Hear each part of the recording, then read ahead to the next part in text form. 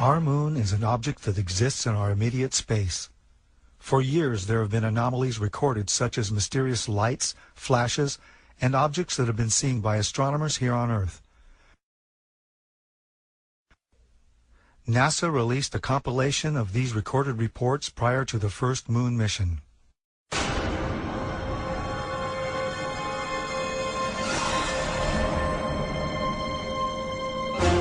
Gemini 7 here, Houston on your 8. Left clear, 7, go ahead. Hotel here, 10 o'clock high. This is Houston, say again, 7? I said we have a report here at 10 o'clock high. Right here. Billy Control here again. The reference in that conversation was bogus. It was Borman who reported citing the bogus.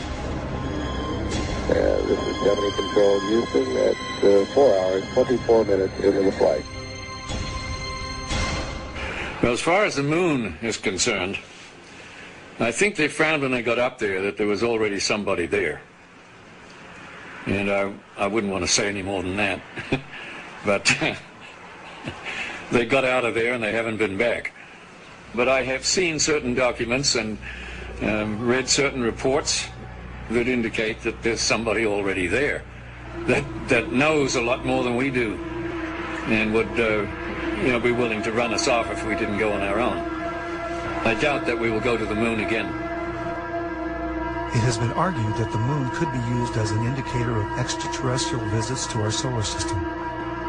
Unfortunately, the detection of ET artifacts on the moon is outside the interests of most mainstream archaeologists, as archaeology tends to adhere to a pre-Copernican geocentric point of view. It is generally accepted that the search for alien artifacts on the moon is not necessary because there are none. Given the success in using terrestrial remote sensing to find archaeological sites on Earth, can similar techniques be used to find possible artificial construction on the moon and other planets? For example, the ancient Khorezmian fortress Khoi Kragan Kala in Uzbekistan, constructed between the 4th century BC to the 1st century AD, appeared as an impact crater before excavation in 1956. On the moon, Khoi Kragan Kala would not be perceived among all the other impact craters. In 1962, Carl Sagan spoke on the possibility of discovering alien artifacts on the moon, stating that forthcoming photographic reconnaissance of the moon from space vehicles, particularly the far side, might bear these possibilities in mind.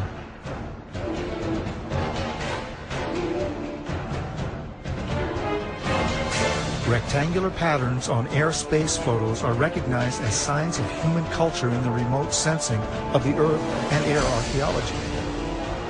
It seems reasonable, then, to search for rectangular patterns on the moon or on Mars.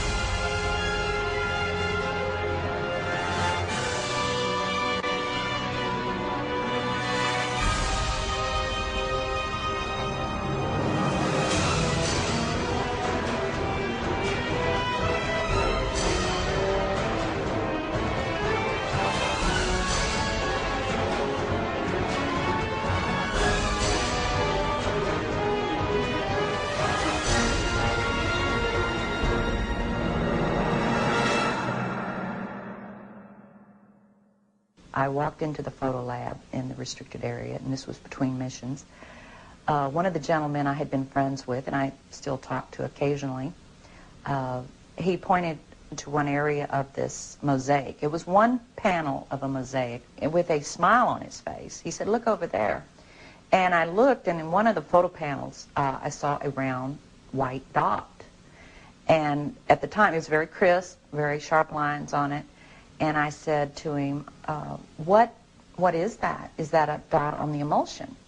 And then he's grinning and he says, dots on the emulsion don't leave round shadows on the ground. And there was a round shadow at the right angle, at the correct angle, the sun shining on the trees. I saw pine trees. I didn't see a coastline. I don't know where this was. And I said, is this a UFO? And he's smiling at me and he says, I can't tell you that. I can't tell you that. What I knew he meant was, it was, but he couldn't tell me. So I said, what are you going to do with this information? And he said, well, we always have to airbrush them out before we sell them to the public. In 1965, in mid-1965, I was loaned to the Lunar Orbiter Project at NASA on Langley Field. They had problems with a piece of electronic equipment that was bottlenecking their production of photographs. I was taken into the laboratory where the equipment was malfunctioning. The Airman Second Class was in the darkroom at that time. I was also an Airman Second Class. About 30 minutes into the process, he said to me in a very distressed way, by the way, we've discovered a base on the backside of the moon. And then he proceeded to put photographs down in front of me, and clearly in these photographs were structures, spherical buildings, and towers.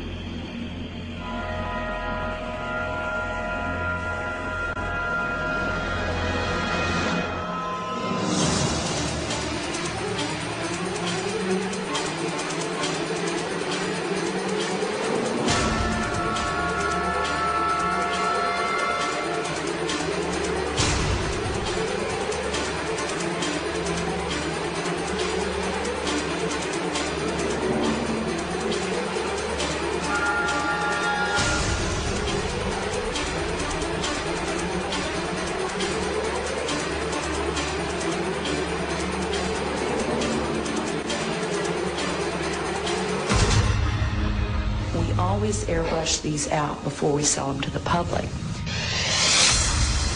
Mosaics and showed this base, which had geometric shapes. There were towers, there were spherical buildings, there were very tall towers, and things that looked somewhat like radar dishes, but they were large structures. If I compare it to what I'm seeing now, because I do have photographs that have artifacts in them that are similar to what I saw, they're massive. Some of the structures are, half a mile in size. So they're huge structures. Some of the buildings seem to have very reflective surfaces on them. A couple of structures that I saw reminded me of cooling towers at power generating plants. They had that sort of a shape. Some of them were just very, very straight and tall with a flat top. The particular shot that I saw, there were several clustered together over a landscape, a fairly large landscape.